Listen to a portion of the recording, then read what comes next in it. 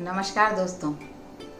जिस तरह आपका प्यार मेरी कहानियों को मिल रहा है, मेरा उत्साह बहुत बढ़ रहा है और मुझे बहुत मज़ा आ रहा है कहानियाँ सुनाने में। जैसा कि मैंने पिछली बार आपको बताया था कि जन्मेजय ने नाग यज्ञ करने का सोचा था, क्योंकि राजा परीक्षित उसके पिता को तक्षक नाम के नाग ने काट दिया था, जिससे उनकी मृत्यु हो गई थी।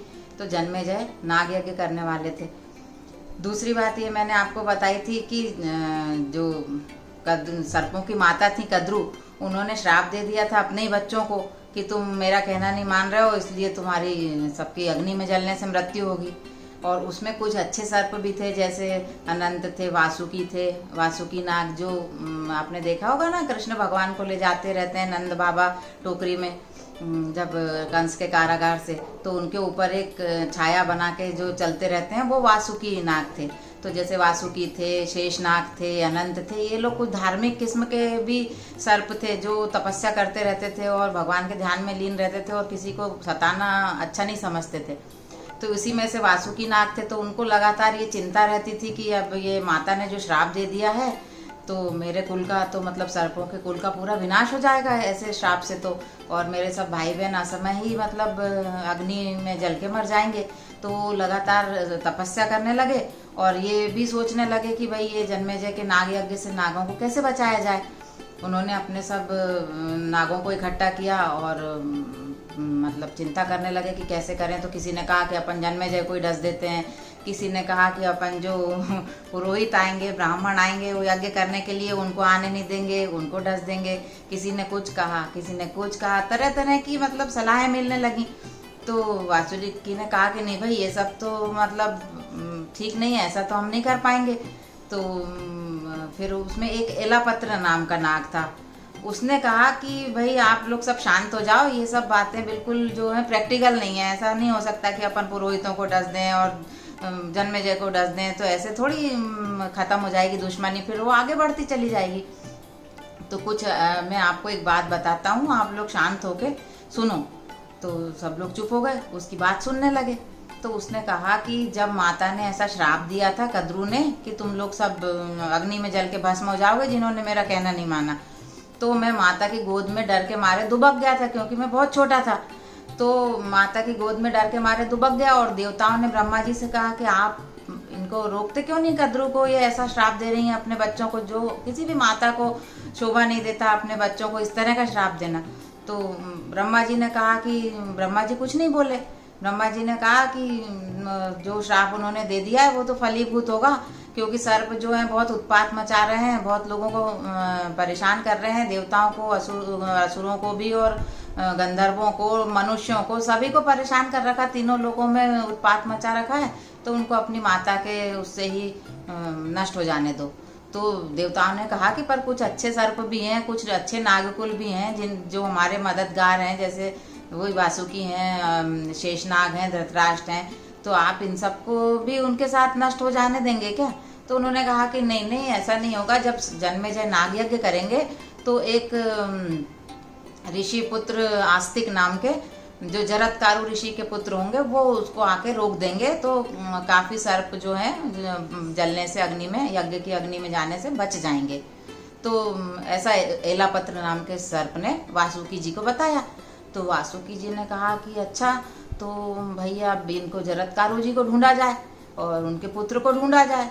तो उन्होंने कहा कि नहीं नहीं, उनको ढूंढने की कोई ज़रूरत नहीं है, उनकी भी मैं आपको, एलापत्र ने कहा कि आप ब्रह्मा जी से पूछ लीजिए उसके बारे में। तो वासुकी जी ब्रह्मा जी के पास गए। तो ब्रह्मा जी ने बताया कि भाई वो जो जरत्कारु ऋषि हैं, उनकी जरत्कारु नाम की ही पत्नी रहेगी और उसका जो पुत्र होगा वो आस्तिक नाम का, वो बचाएगा सांपों को। तो जरत्कारु नाम की वासुकी जी की बहन थी। जरत्कारु का क्या मतलब होता है?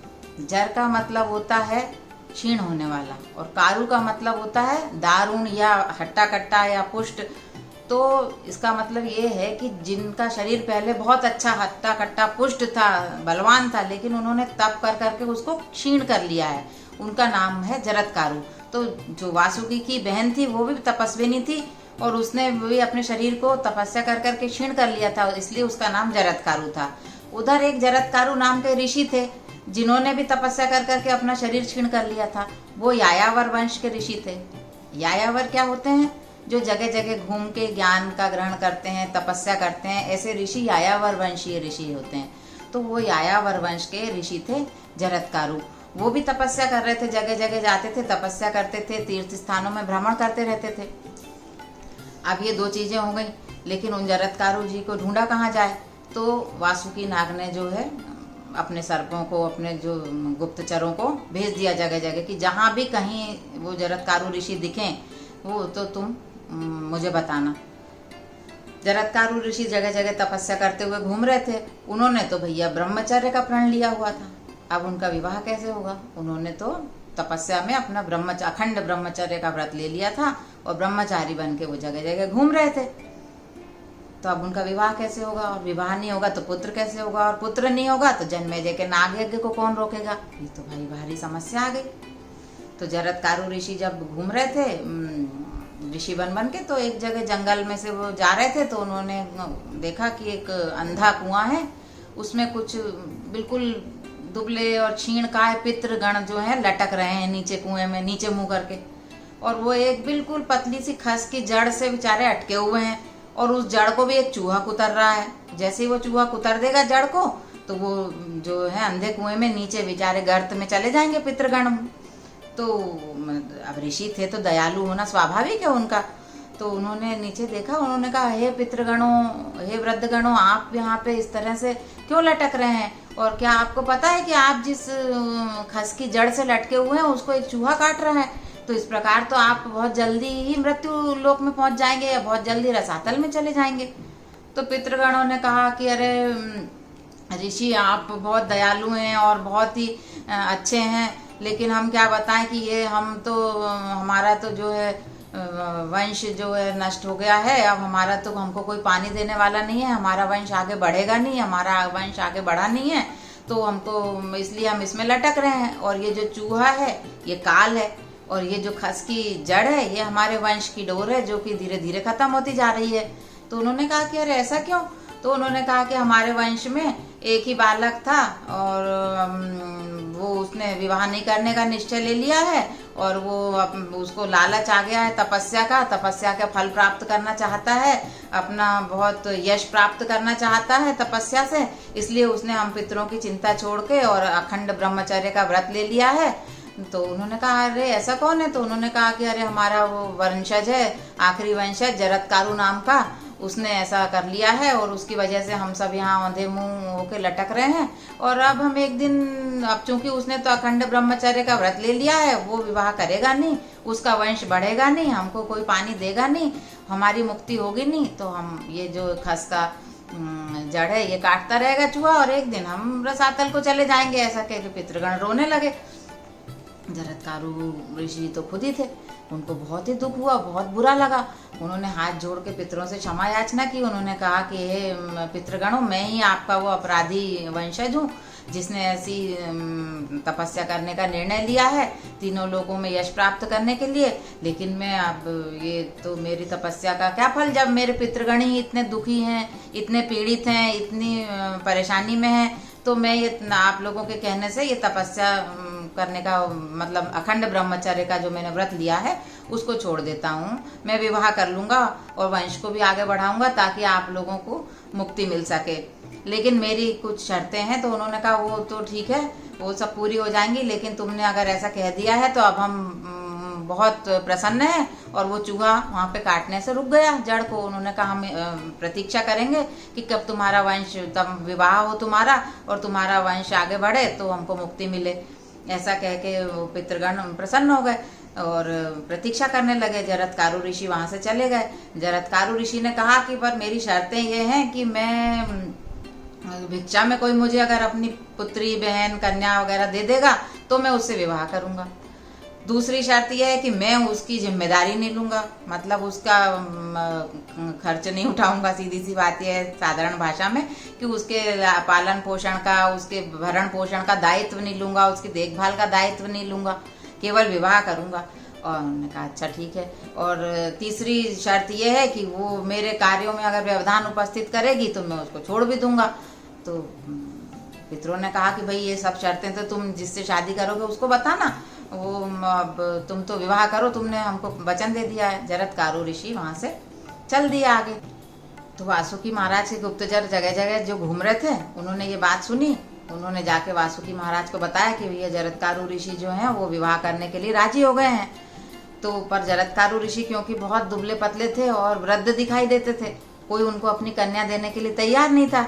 तो वो जगह जगह घूमने लगे और सोचने लगे कि विवाह के लिए मतलब, तो किसी ने उनको अपनी कन्या या बहन देने के लिए कोई राजी नहीं हुआ। तो एक दिन वो बहुत दुखी होकर पेड़ के नीचे बैठ गए और उन्होंने कहा कि भाई यहाँ पे कोई भी जीवित चर अचर प्राणी हो जो मुझे अपनी कन्या भिक्षा में दे सकता हो तो मैं विवाह करने के लिए उत्सुक हूँ, ताकि मेरे पितरों को मुक्ति मिल सके। वासुकी महाराज तुरंत आ गए। उन्होंने कहा कि महाराज मैं अपनी बहन जो है आपको देने के लिए राजी हूँ। तो उन्होंने कहा कि मेरी 2-3 शर्तें हैं कि वो कन्या का नाम भी जरत्कारु होना चाहिए, दूसरा ये कि मैं आपके घर में रहूंगा, तीसरा ये कि उसका भरण पोषण नहीं करूंगा, चौथा ये कि वो अगर मेरे कहने से जरा सी इधर उधर उसने मेरे विचारों से नहीं मेल खाया या मेरे मन की बात नहीं करी तो मैं उसको छोड़ के चला जाऊंगा। तो वासुकी महाराज सब शर्तों पे तैयार हो गए, क्योंकि उनको अपने सर्पकुल को बचाने के लिए एक बहन से एक पुत्र चाहिए था। तो उन्होंने कहा कि मैं तो तैयार हूँ। उनका विवाह हो गया। वो आके वासुकी महाराज के भवन में रहने लग गए। जरत्कारु उनकी बहन जो थी वो उनकी सेवा करने लग गई। अब सेवा करते करते एक दिन उससे कुछ त्रुटि हो गई। उसने संध्या के समय सोए हुए पति को जगा दिया। ऋषि जो जरत्कारु थे वो नाराज हो गए, गुस्सा हो गए और उसको छोड़ के जाने लगे।